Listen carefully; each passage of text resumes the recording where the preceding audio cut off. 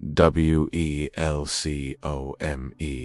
You're here to rest, to ease the weight of your day, to let your thoughts drift back into the soft haze of time, where the stories of the past unfold not with urgency, but with patience. This is boring history for sleep, and tonight we will travel far from the present, far from electric lights and humming screens, into the still and silent sands of ancient Egypt. Forget the shimmering gold of Tutankhamun's mask for now. Forget the towering pharaohs etched into stone or the sleek Nile boats of the aristocracy. Tonight, we'll be walking in different sandals, the rough, dust-caked ones of the ordinary laborer, the people whose names were not carved into tomb walls, whose lives left no great monuments, only worn paths, fading graffiti, and the rhythm of routine. This is a journey in 4 parts. We will begin with the daily grind of a pyramid worker, a life of repetition, devotion, and weariness. Then we'll turn to the tale of one pharaoh who dared to reshape the entire religious world and paid the price. In the 3rd segment, we'll descend quietly into a forgotten tomb one meant, but for their sons, and we'll listen to the silences it holds. Finally, we'll look at how the elites of Egypt prepared for a glorious eternity, wrapped in linen, scented oils, and spells. So settle in, let your breathing slow. Imagine the hot wind stirring the desert, the crunch of gravel beneath sandals, and the slow beat of life by the Nile, And now, let us begin. Imagine yourself standing under a sky so wide, it seems to press down. The horizon is endless, and the heat is a constant companion. The sun doesn't blaze, here it looms, heavy, relentless. You are a laborer in the service of Pharaoh's grand vision, not a slave, as many once believed, but not free, either. You are part of a rotating labor force, called in from your village for weeks at a time, bound by duty, reverence, and fear of cosmic disorder. Your hands are cracked and dry, thick with calluses. The stones you help move are larger than your home. You are not building a palace or a shrine. You are part of the immense, slow-moving machine that raises the pyramid. Your day begins early before the first hint of light. You rise from a sleeping mat in a packed workers' village mall, mud brick dwellings, arranged in dusty clusters near the construction site. The air is cool at dawn, and that brief moment of softness is all you'll get. The foreman's shout pierces the calm. You file into your teamer unit of workers known as a filiant. Begin the first of many repetitive tasks. You may be tasked with hauling water, shaping stone with copper tools dulled from overuse, or pushing heavy sleds across sand made slippery with mud. Your body aches, but the rhythm is known. The same motion, the same commands, the same breaks for meager rations. You are fed. Yes, bread, coarse and chewy, made from emmer wheat ground with stone. Often it contains fragments of grit, and in time, your teeth begin to wear down painfully, slowly. With it a portion of onion or dried fish, and always beer, not the frothy kind of modern times, but thick. You drink it not for pleasure, but because it is safer than water and it keeps you going. The overseers watch you. Scribes take notes. Officials pass by in clean linen robes, untouched by dust. You keep your head down. You know the rules. You know the gods are watching. In your world, religion is not a choice or a private belief, is a woven part of existence. Every blow of your hammer, every stone hold, is done in service to the divine order, to map the balance of the world. The pyramid you help build is more than a tomb. It is a symbol of stability, of cosmic harmony. If it is not completed, if the rituals are not followed, chaos may seep in, and so, you endure. There are moments of relief, the camaraderie of your crew. Songs, hummed in rhythm with labor. Occasional festivals, when your duties are eased, and the smell of roasting meat fills the air. These are rare. Injury is common. There is no modern medicine. Wounds are wrapped with linen and honey, or treated with prayers. Death is not discussed openly, but it comes, quietly, sometimes suddenly, and you are replaced. Your name remembered, perhaps, by your family but not by history. At night, you lie on your mat, The stars above Egypt are sharp, infinite. You hear the rustle of jackals. You feel your muscles throb. You think of home of the Nile fields, of your children, of the next rotation. And then you sleep.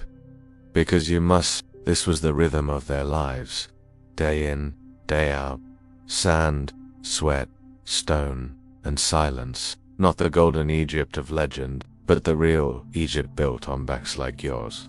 Let your mind drift now up the Nile, past green banks and whispering reeds, into the corridors of power. The sun glows above, as always, but here, in the 14th century BCE, it is not just the sun, it is the god. And the man who made it so is Pharaoh Akhenaten. His name was not always Akhenaten. He was born Amenhotep IV, a prince in the house of the powerful 18th dynasty, son of Pharaoh Amenhotep III and Queen Tai.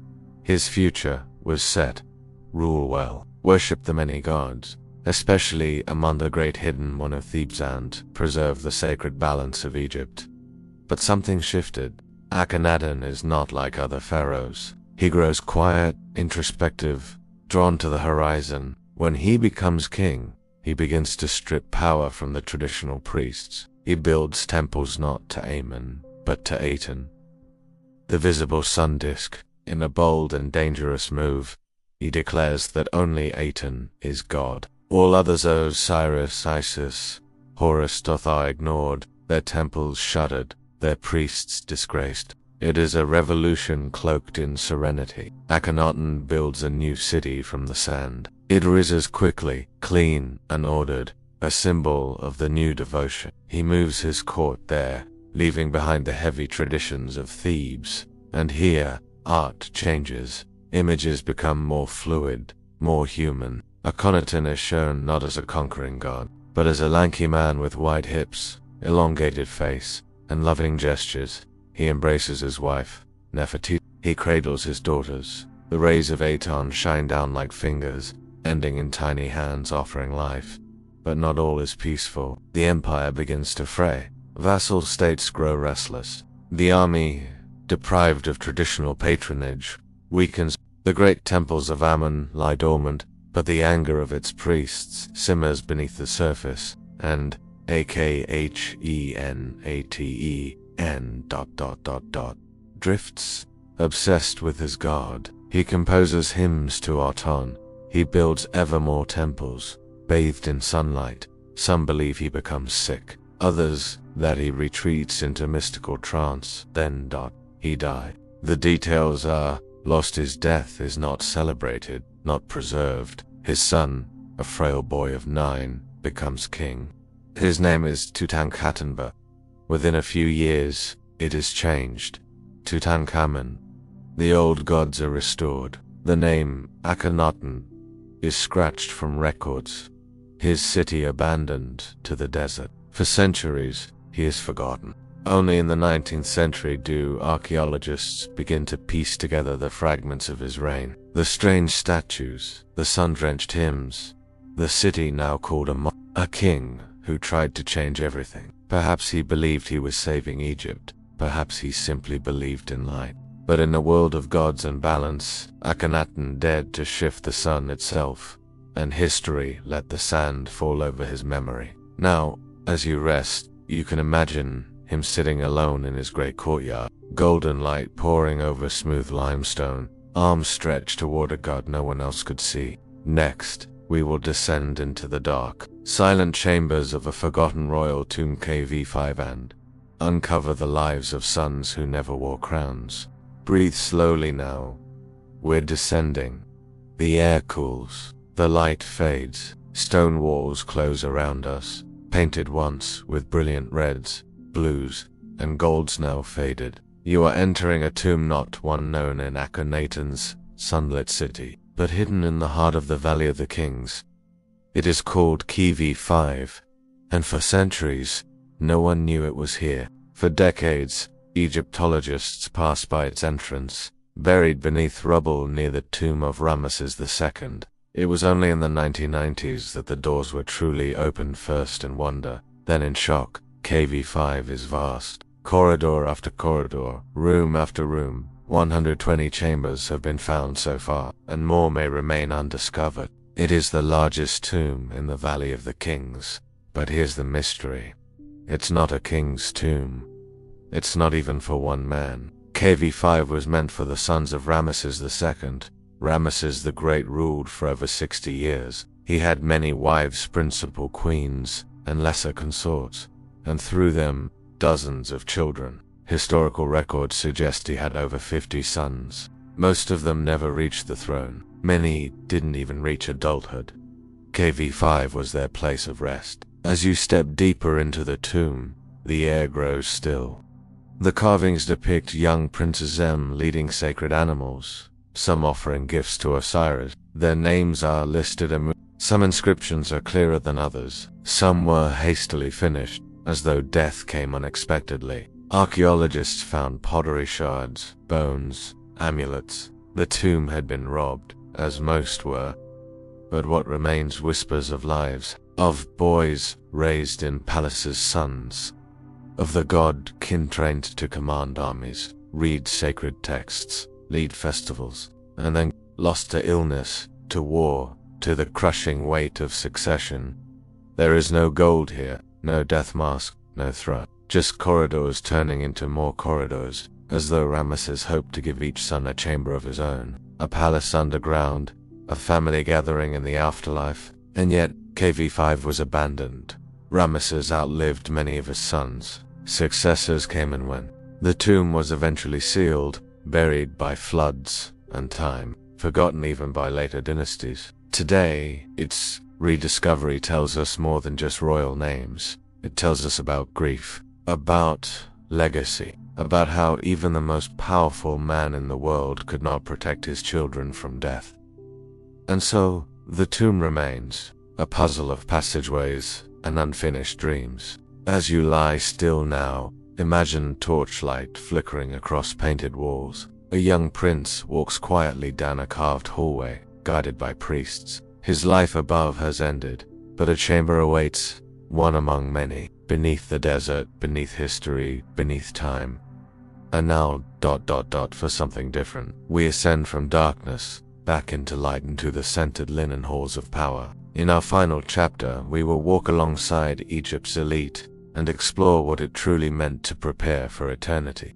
Imagine you are royalty now, not a laborer under the burning sun, not a forgotten prince in the bowels of a rock-cut tomb, but an elite of ancient Egypt, royal, sacred, and prepared for immortality. The light here is filtered through fine linen curtains. It smells of myrrh and lotus, beeswax and incense. Your feet touch polished alabaster floors. Servants tread lightly. Every gesture is deliberate, every breath steeped in ceremony. To die in Egypt's ruling class was not an end but a transformation. The wealthy, the powerful, the favored of the gods, they were not buried, they were prepared. The process begins the moment death comes. You are washed with Nile water. Every limb and organs removed, each one carefully embalmed and sealed in canopic jars, guarded by the 4 sons of Horus, the stomach, the intestines, the lungs, the liver. Only your heart is kept inside your body unless it's removed by mistake, in which case, a stone replacement is inserted with a magical spell. Your body is packed with resins and natron salts, dried, wrapped, layer upon layer of fine linen, tucked with charms, beetle amulets, sacred scripts. Priests chant over you, mimicking the rituals of Osiris, the first to die, the first to be reborn. Outside the embalming tent, preparations begin. Your tomb is stocked not only with treasures, but with necessities.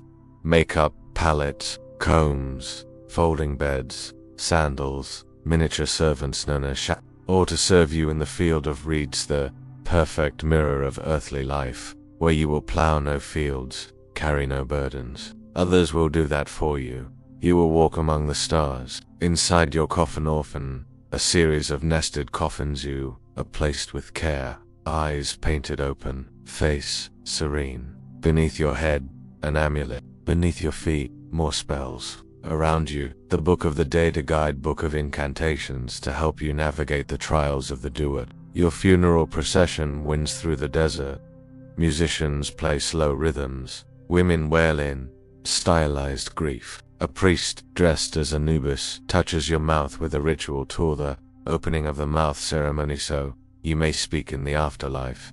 And then the tomb is sealed. Inside, the temperature drops. Time thickens. Years pass. The desert shifts. Sand piles high. Your name may fade from records, but in that sealed room, you remain still, wrapped, waiting. Perhaps one day, thousands of years later, modern light will pierce the darkness. Brushes will gently remove centuries of dust. The linen still intact. The paint still vibrant. Your face immortalized. Because you were not buried, you were preserved. And now the journey ends. You've walked through heat and labor, into revolution and abandonment, down quiet tombs and into golden halls. You've seen how the ancient Egyptians lived not as gods, but as people, with fear, with duty, with dust in their eyes and hope in their hearts. Sleep now, wrapped like linen, in stillness. Let the desert wind hush your thoughts. Let the Nile carry your dreams. And may you, too, find peace on the other side.